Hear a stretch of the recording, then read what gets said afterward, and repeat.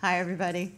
I'm Diane Soligner. I'm the manager of the GooglersGive team. We're the team in Google in people operations that helps Googlers volunteer and give to charitable causes and social impact issues that they care about, whether it's in their backyard, around the world. And today is World Food Day. It's a day that is focused obviously on food, but it's really focused in a lot of ways on the absence of food. And that's why today is also launching our team, GooglersGive, and the Ruse Food team are launching the Hunger Relief Campaign. This campaign is in its third year. We're pretty excited to work in partnership with our food team that is all about food to try to help people that don't have food, in particular focus on children who are on the brink of starvation. Today is talking a little bit more about kind of the global picture of hunger and hunger relief, but also about what's happening in our own community here in the Bay Area where Google is headquartered. We're really fortunate to have representatives from Stop Hunger Now, which has been a great partner for Google and Googlers. Many Googlers have been volunteering with Stop Hunger Now over the course of the past 2 years.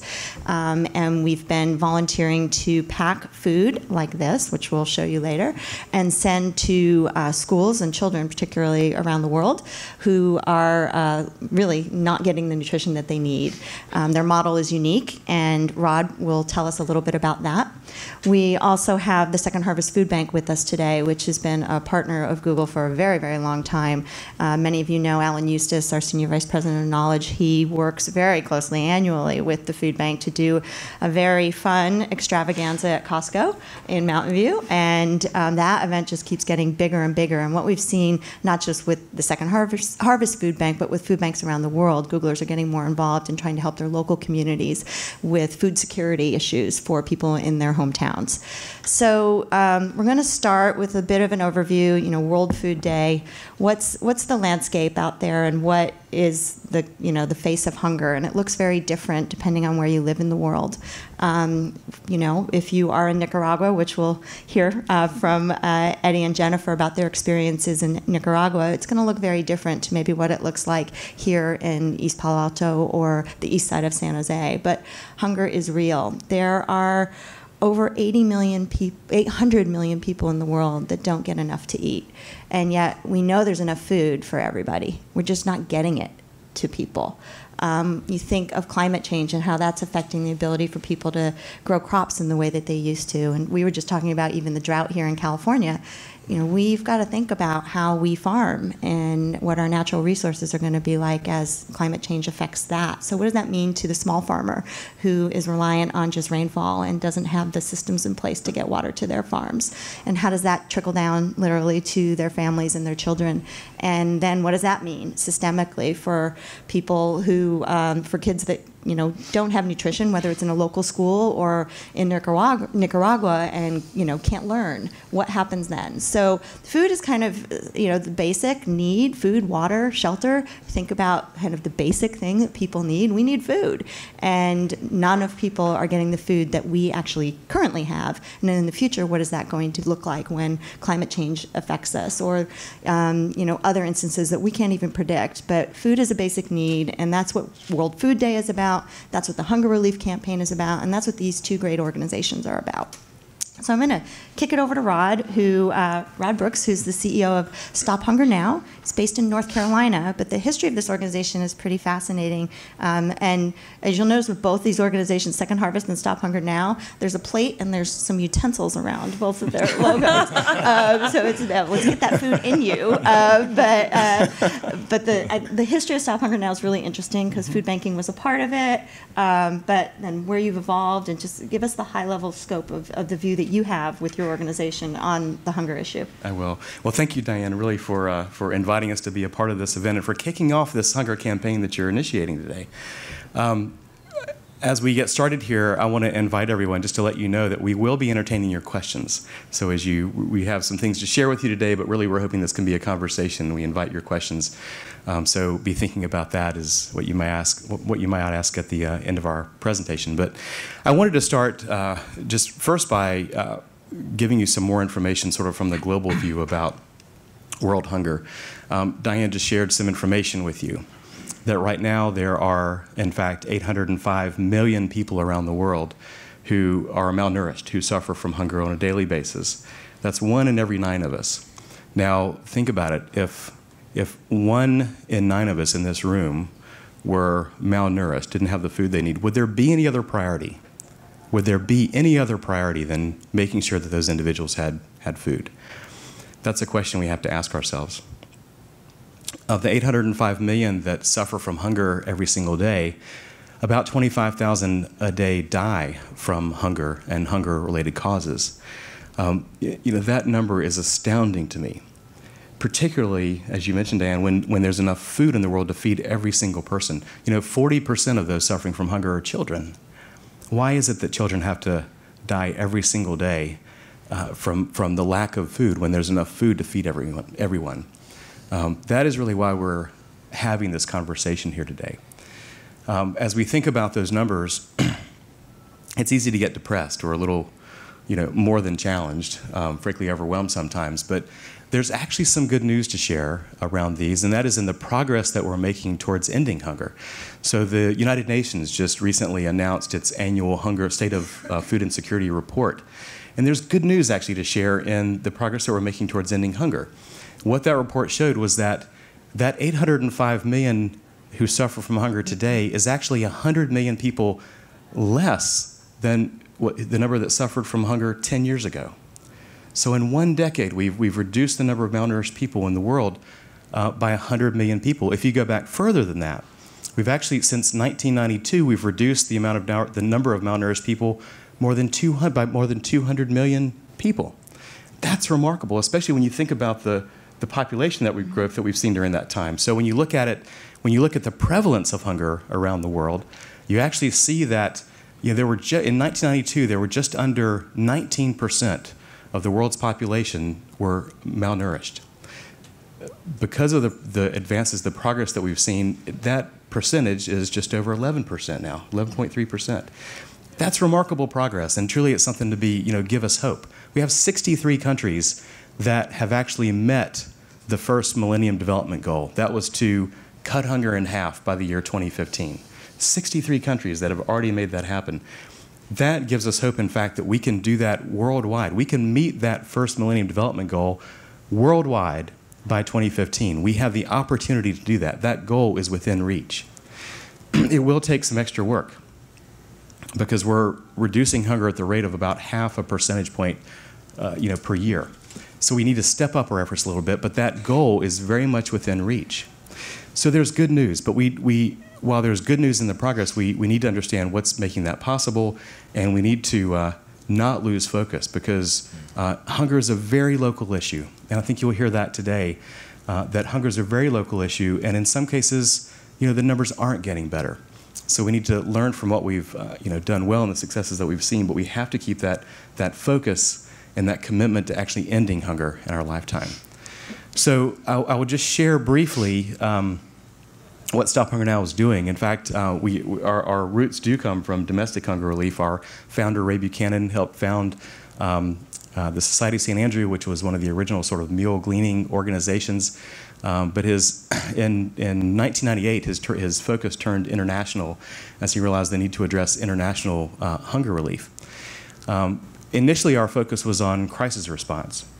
But very quickly, you learn that the disasters that we read about, the earthquakes, the tsunamis, the famine brought about by war, et cetera, that's only a small portion of the hunger that exists in the world. In fact, the real need is to address the chronic malnutrition that exists. And so what Stop Hunger Now began doing around 2005 was working to address chronic malnutrition. And we learned that one of the most effective ways to address chronic malnutrition in developing countries is school feeding programs.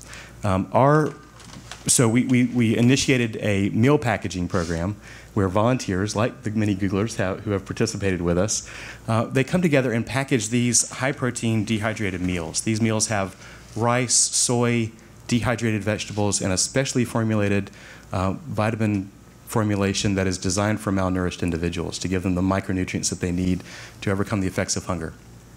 So volunteers come together and package these meals. Then we provide them to partners. We work with partners in more than 40 countries now. And to date, we're serving about 400,000 people a day using our meals. Well, and I want to the distribution model of the schools, I think, is really, really a special thing that you guys do extraordinarily well. Well, and that's the issue. You know, there are many ways that these meals could be distributed. What we're trying to do is to really leverage the distribution that we have to provide not only an immediate impact, but really a long-term impact. Well, let me say more about that. So, of course, when you start a school feeding program, you're providing the immediate nutrition that children need to learn. You know, you'll hear in a moment how it's really impossible to learn. You can't think, concentrate on an empty belly. But also what we find is when we start a school feeding program, those meals act as a tremendous incentive for parents to send their children to school, knowing that they'll get a hot meal. What does that do? As school enrollment rates increase dramatically, sometimes we've seen double, triple, quadruple, or more, you know, literacy rates increase, vocational training opportunities are present. Through that education, children have hope. It's through that education that we can begin to break the cycle of poverty that so often keeps, you know, hunger in existence. Well, let's take that a little bit further, because we have Eddie here, and Eddie is from an organization called Orphan Network in Nicaragua that is a distribution partner of Stop Hunger Now. And we were talking just a couple of minutes ago, Eddie, that, you know, I found that Nicaragua is excited that they're, you know, having 5 years of education as the average and trying to get to 6 years of education for the average citizen in their country. So does a food program through schools help, you know, people think that, okay, schools, we can stay in school longer? Is it going to help meet that goal of getting kids to, you know, have 6 years of education, formal education? Yes, that's right. Thank you for inviting us also from Nicaragua. It's so good to be here and to share what we're doing in Nicaragua and how things are changing. So it's for Jennifer, Leila, and myself, it's so exciting to be here.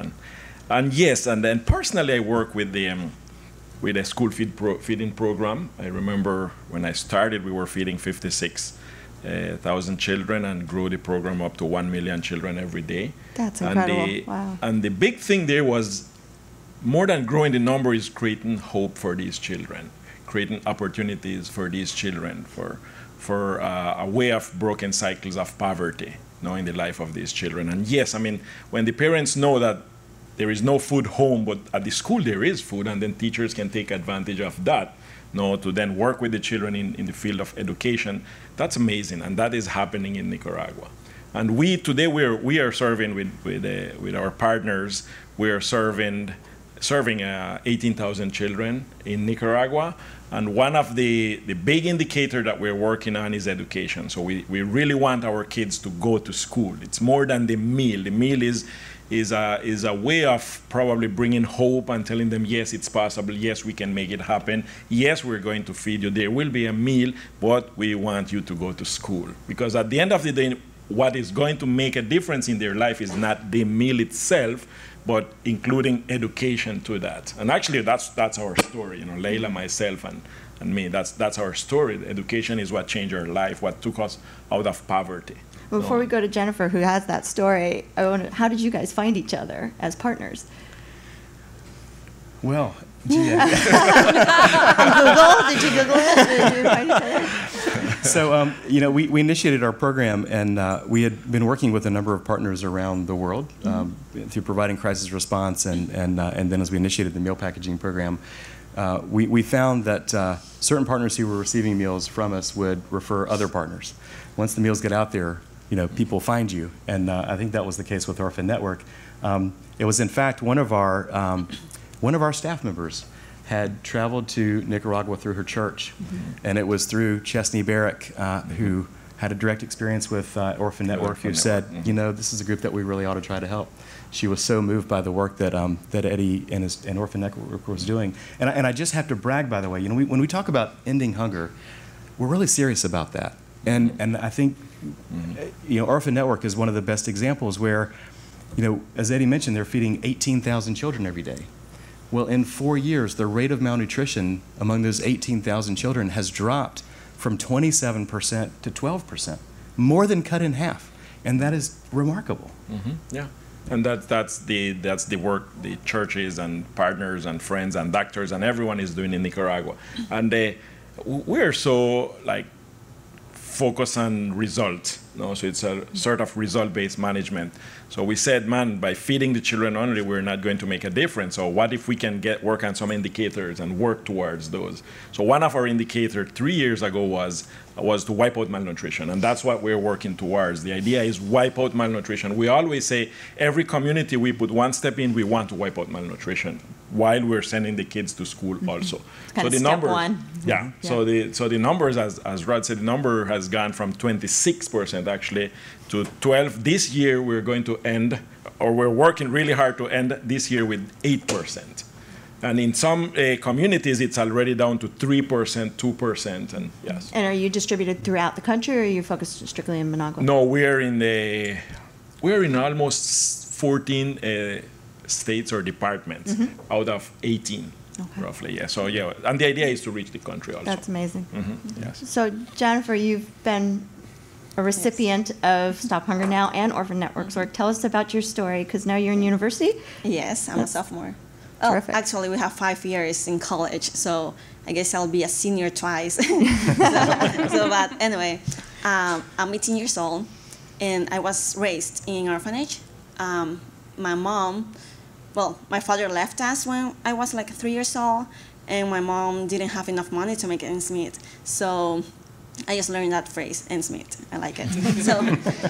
So she put us in the orphanage because me and my brother, my oldest brother, and of course I was destroyed at first. I just couldn't understand why I was in there. Like, I mean, why?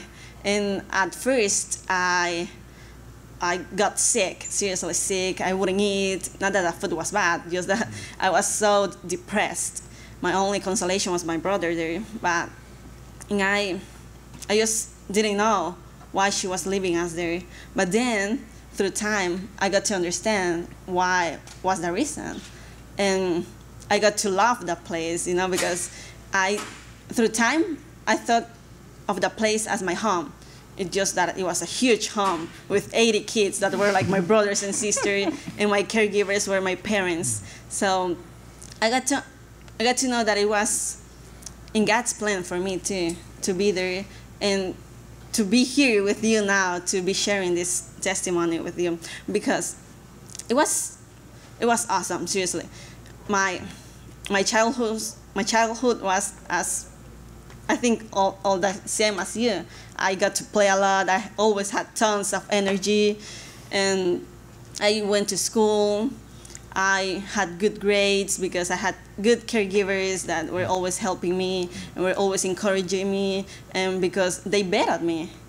And when somebody bet on you, you're like, how can you disappoint that person? And it's the same with all of you. You have bet on us because you're working, you are helping us, you're willing to do something for us. Like Stop Hunger Now and Orphan Network, they bet on us. So, and that's encouraging because you say, wow, these people that are not my parents, that didn't know anything about me when I arrived at the orphanage, they welcome me, they hug me, they kiss me, they treat me as their own child. And when you see all that, you want to do that, you want to be part of that too. You want to be someone like Eddie. Yeah, I told him that I want to take his position. I want to continue with that legacy, I want to keep working with child. I love childs, although sometimes they drive me crazy, but I just love to be with childs and youths, and to be able to be there for them as all of you have been there for me, because I think of all of you as my family. When I arrived at the orphanage, I was like, only my brother, come here, please be with me. But then I have now many friends, tons of friends in there. And it was great to experience that. It was great to have a home, a roof, food to eat, because, when you don't have food, it's like, and you go to school, you're like going in empty stomach. You can't think, you can't reason, you probably have bad grades because you don't have something on your stomach, and that it's, oh my gosh, I'm so hungry, you cannot think about anything else. But I was glad I had food, I remember I was telling them yesterday that one time when I was maybe 10 or 11, they the caregivers were going to fast. And I said, okay, I want to do that too. And they say, okay, do you know what is that? I was like, no. And then they explained what it was to me. I say, okay, great, we pray to God. We don't eat all day until dinner. I say, okay, I'm going to do that. I have a reason to do it. But then after school, I came to the orphanage, and I was crying and crying. And my brother came to me. He was like, "What's the matter? What's up?" I was like, "I'm so hungry," I said. And he said, "Well, go eat." I said, "I can't. I'm fasting." And he said, "Don't be crazy. God will understand you. He knows your needs." So I was like, wow. I mean, any other person could say, well, I don't have nowhere to go to eat, you know, but I did. I knew that I could go to the kitchen and ask the cookers to give me something to eat. I was like, wow, this is great. I felt very lucky to be there. Well, and just like you were all saying, it's step one is making sure that there's food security. And for us who pack these, you know, wonderful packages of food and ship them off to we don't know where sometimes, it's really nice to see that it gets from you to you to you, and now you're thinking about, as I said earlier, paying it forward. You're going to go back and try to help. I think that's a wonderful circle. Yeah. Thank you. Yeah.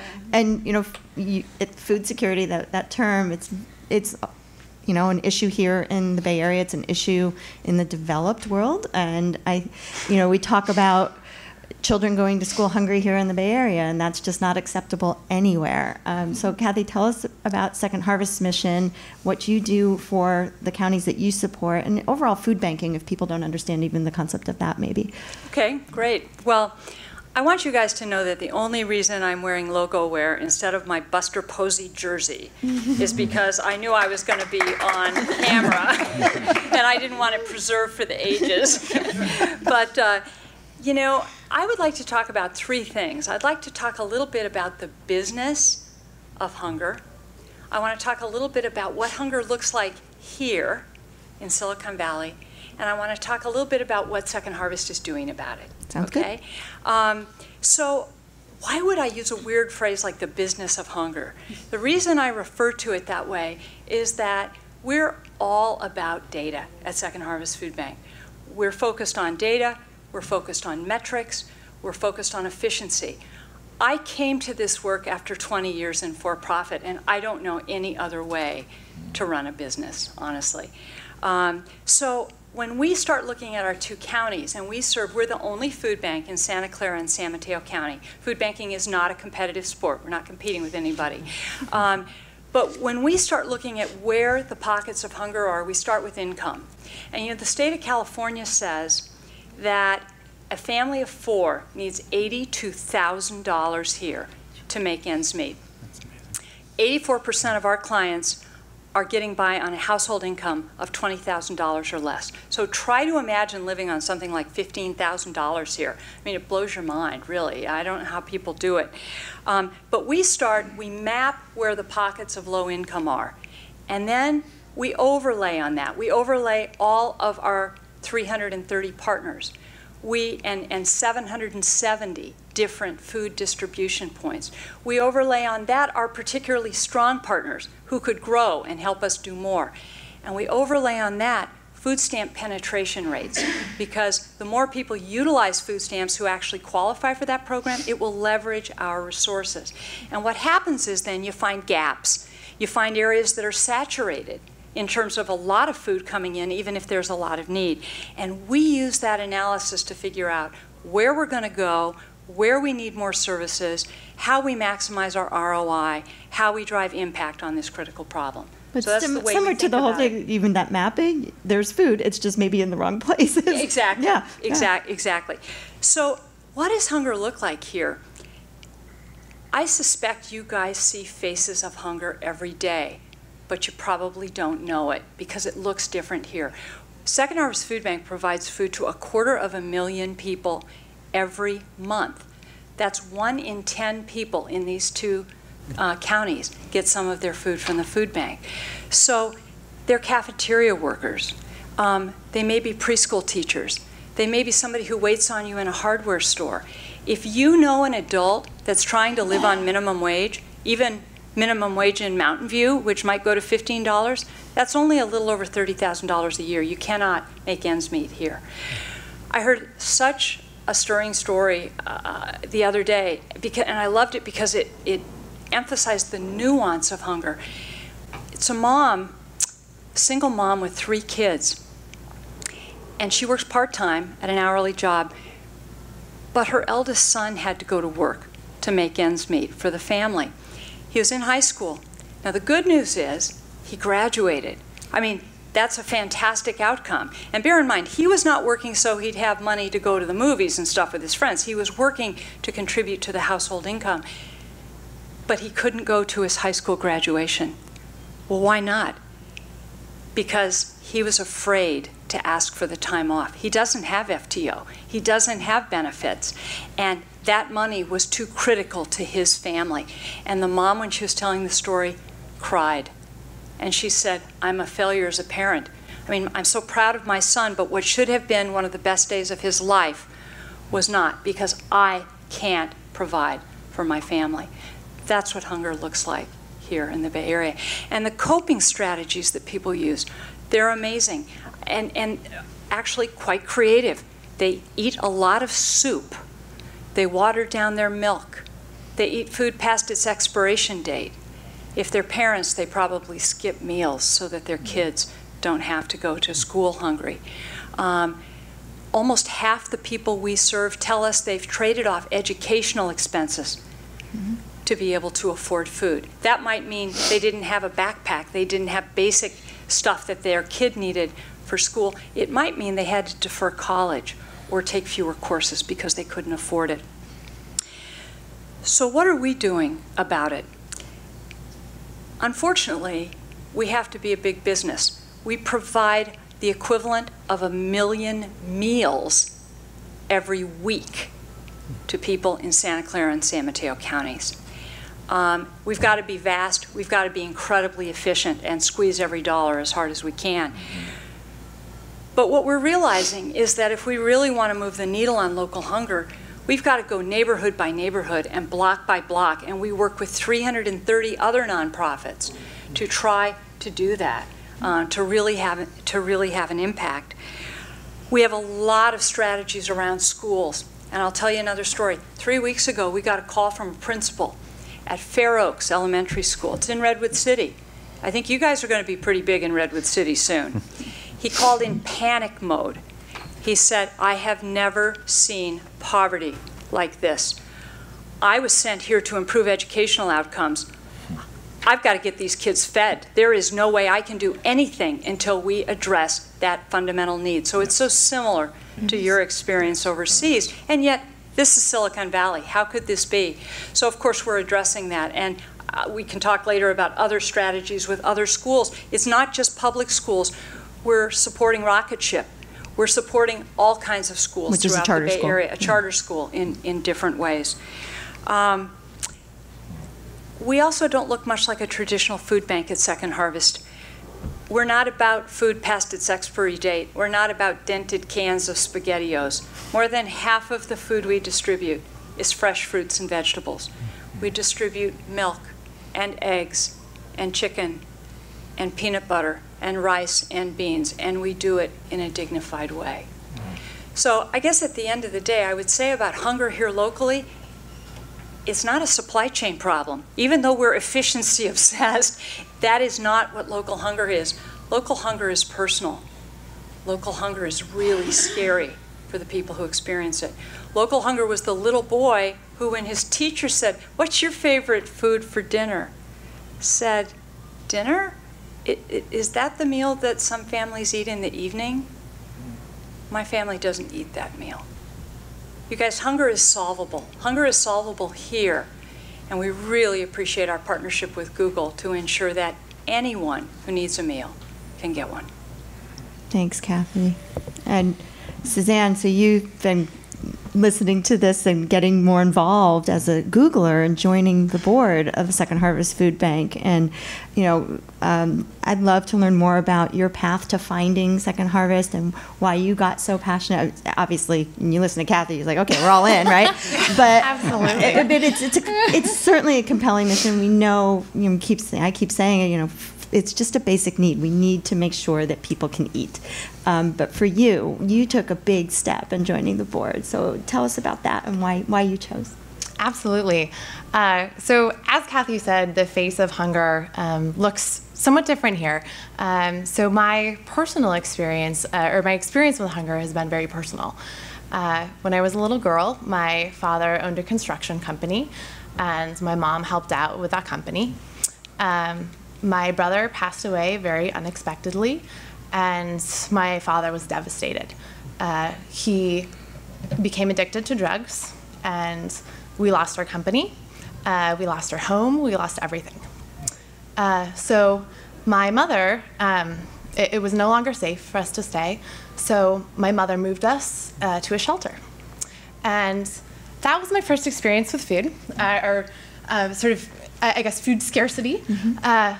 I absolutely hated it. It was really scary. I missed my clothes and my toys and my house and my friends, and not being able to decide what snack you wanted to eat was really foreign. From there, my mom tried to get a job, and she couldn't. So she took night classes to learn shorthand to become a secretary. And during that time, we had no income. So we received food stamps, we received actual bags of food, and very similarly, as much as I was thankful for it, I really hated that our money looked different from other people's money. I became very, very good at mental math because it was incredibly embarrassing to stand in line at the grocery store and put item by item back.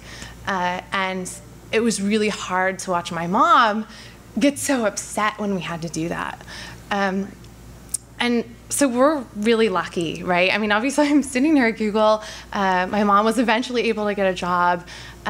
She worked for all of my years growing up, 2 or 3 jobs, so that I could really focus on my education, which is what got me here. But it's never something that really leaves you. And I mean, it probably was, 3 years ago where I finally stopped sorting my items in my cart at Target as like the ones I had to buy and the ones I maybe wanted to get. And so I think the metric that, being at Google and data driven, the metric that has been so powerful for me is 1 in 3 children in the Bay Area is hungry. And I don't know about you guys, but my biggest problem every day is walking past the micro kitchen and not grabbing something to eat.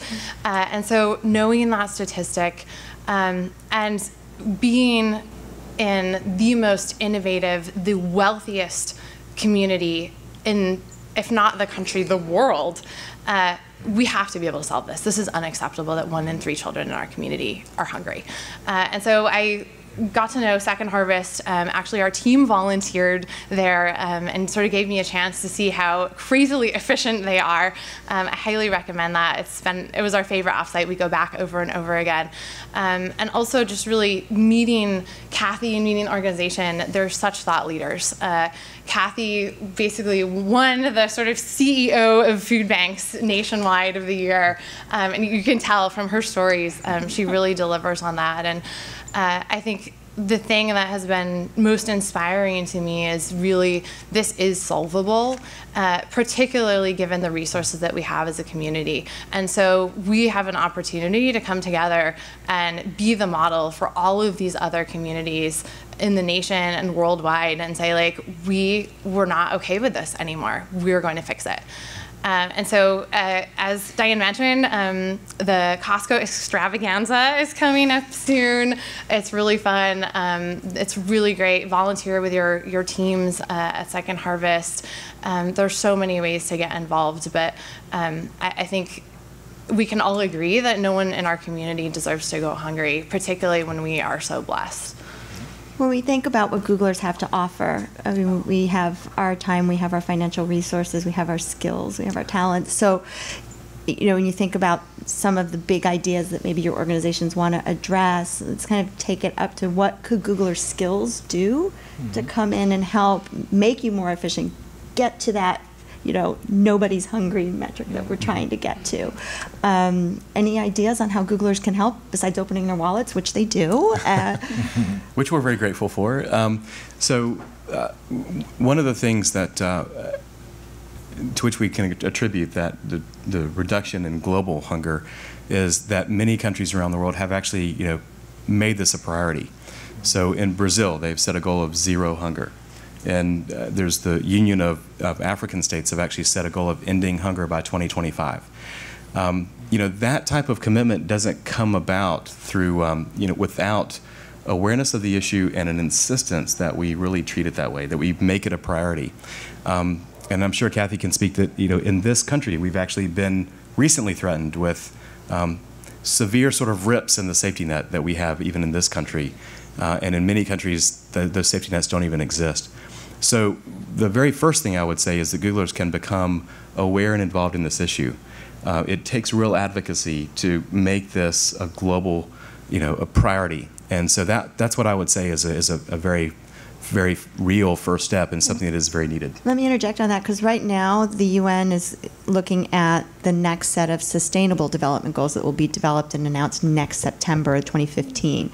And we all have an opportunity as individuals to go and vote as to what we think those things should be. So you can go to myworld.com or .org, I don't remember, one of the two, My World, and you can vote. And if you think hunger should, eradicating hunger should be something that we focus on, put your vote in. And that's one way to help influence where the UN goes, which actually helps, governments take a stand and say, okay, this is something that we're going to do. Absolutely.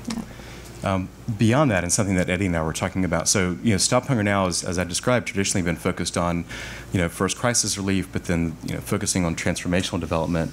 A third area where we want to be able to do more is in sustainable community development, and that is really working towards improving not just the lives but the livelihoods of individuals. And we've been talking about ways that we engage so many people like Googlers in the meal packaging program. We can surely leverage those folks' skills and interest in really partnering with groups like Orphan Network to create lasting change in their communities. And so along with the opportunity to package meals with us in 6 different meal packaging events that we have coming up, which are actually on your flyer, there's also, we're presenting the opportunity for you to become personally engaged with some of our partners like Orphan Network. There's some other groups that we work with, Salesian missions around the world. And our goal, frankly, is to match those resourced and skilled individuals with really passionate, visionary partners that are working in country who have a tremendous vision for what they want to accomplish on the ground. And through really putting those groups together, allowing you to take the journey together. And Eddie, welcome any ideas that you'd like to share about, because you have ideas about how to improve. Yeah, I mean, there is a lot of opportunities, I would say, in Nicaragua. When we understand like 40% of poverty, extreme poverty, 33% of malnourished children in Nicaragua, there is a lot of opportunities. But it's interesting when you understand that everything starts with the meal. Everything starts here. What you're doing. So as Rod said, we're so thankful, and understanding that around the meal, then we can add education. We can wipe out girls having baby. In Nicaragua, 28% of the girls have their first baby before 15. No, that's a big issue in Nicaragua that we have to tackle. Sure, no, takes them out of school completely. Exactly, and then education, as Rod said, working really hard for 6th grade, and we're saying, no, we want to go beyond 6th grade, and then children malnourished, and I mean, all of these issues are, I would say, just brings great opportunity to us and to you to come and to serve like working with teachers, working with the children, working in the communities where we can just go and take on a community and transform that community. That's possible. I mean, as Orphan Network, we're working really, really, really hard to do that, to change a life. It's not feeding, it's changing a life. No, it's producing more J-Los. It's producing more Leilas. Where we call you J-Lo. She's J-Lo, yes. Jennifer Lopez. She's our Jennifer Lopez. That's awesome. Yeah, so it's ending that. So I mean, and sometimes it's even just sitting with the community and dreaming with them. I was sharing with Rod, I sat with 12 pastors and said, let's talk about your community. And let's talk about assets in your community. Probably there is something that we can take advantage of. Just put some ideas into that, ideas that you can bring and put ideas into that and transform the community. There was a pastor, for example, who said, oh yeah, I think my community needs a library. We don't have a library or a bookstore. And then library, bookstore. I think I can do that. I don't need orphan networks to do that. Just by sitting and brainstorming with him. 7 days after I went to his community, he had boxes of books, and he said, I'm going to set this up. My children, the children of this community, my children, they will have books. And their life is going to be totally different. It's about changing a life. And that's what, as I heard you speaking, I mean, it's not about the food, it's about changing their life. Mm-hmm. And it's interesting also for me personally, when J-Lo takes over my job, it's going to be awesome. But for me personally, it's coming from that world that she was sharing about. I mean, I was laughing and thinking, I went to school hungry. I'm one of 9 brothers in the poorest area of Nicaragua. Grew up, many times I went to school without breakfast. Many times I came back from school and mom would say, I don't have lunch, your dad is still out there fishing. No, and I don't have anything. But mom was tough. I usually say mom was Hitler. But that was needed at that time. She was like, I don't have food, but you have to study. And remember, A isn't good.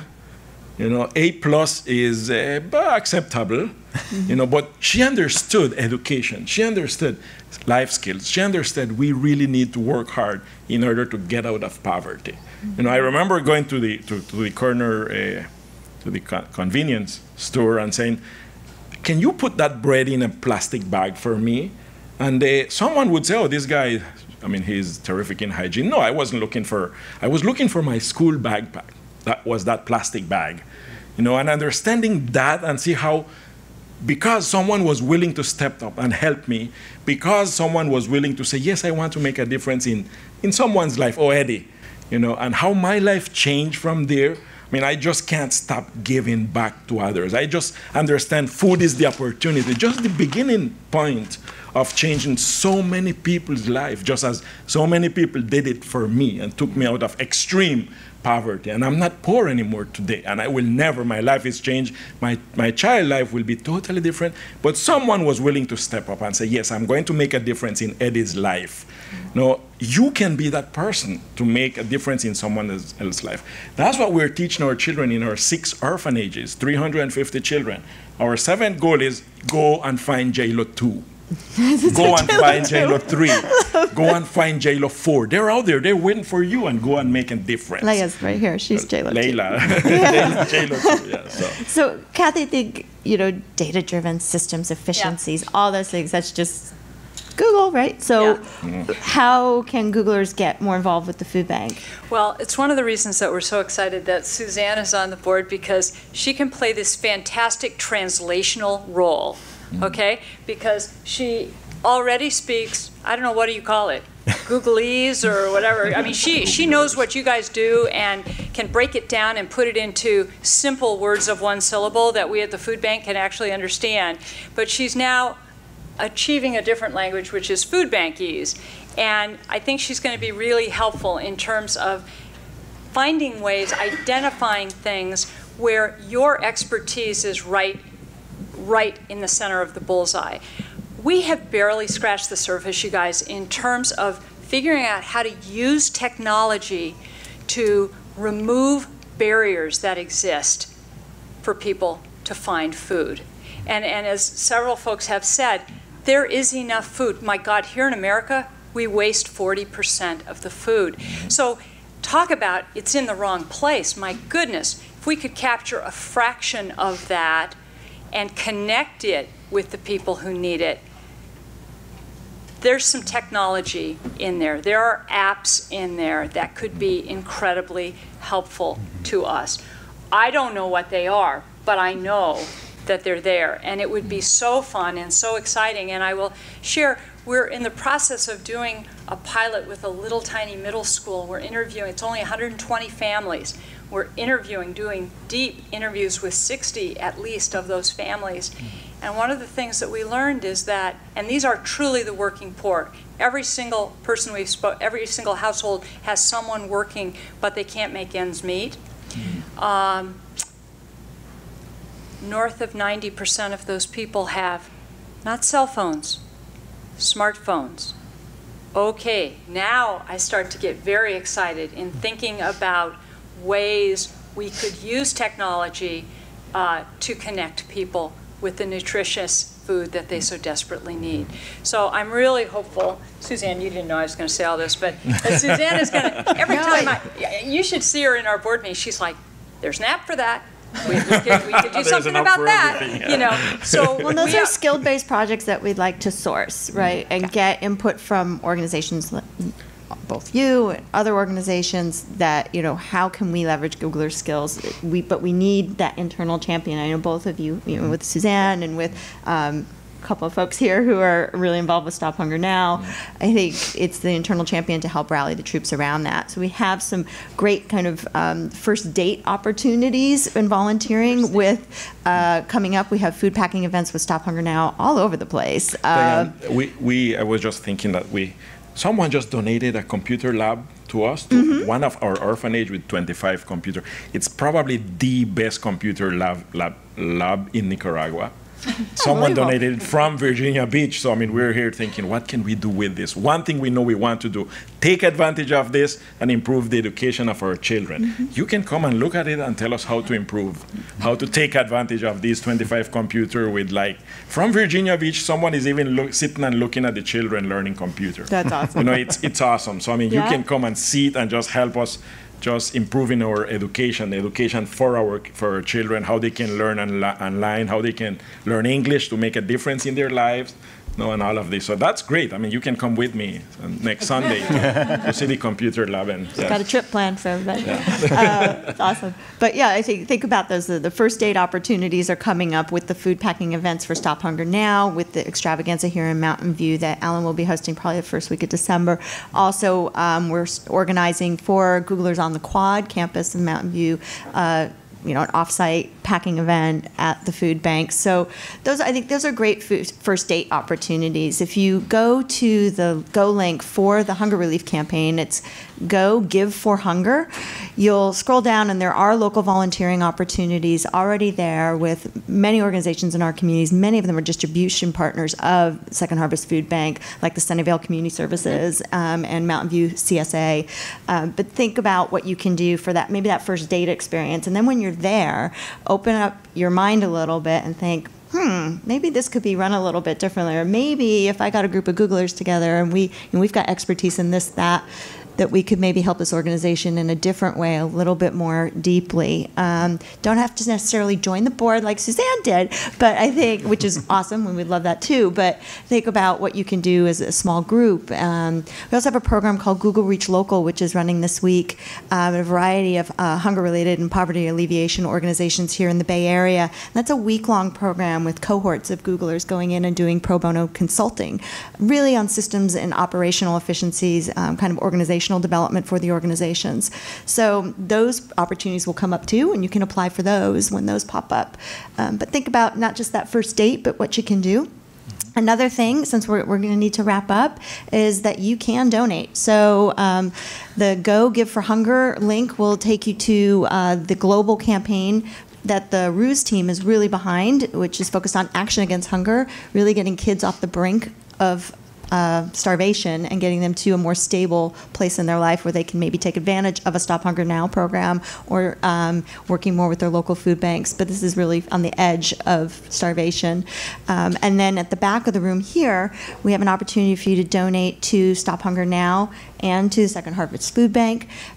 In a few, well, actually right now across the U.S. and soon across the world, people are having an opportunity to put forth their favorite organizations for the GGive campaign, which will be the first week of December. So if you're passionate about hunger and you want to put forth one of these organizations or a hunger-related organization that you care about as an organization you'd like to help raise money for during GGive, you can do that now. So there's lots of ways to help, and we hope you will, and hope you keep the conversation going forward about what we can do as a company, as individuals, as a group of Googlers to get to zero. Nobody should have to worry about food. We should make that a good goal for our company and for ourselves. Thanks, everybody. Thank you. Thank you all.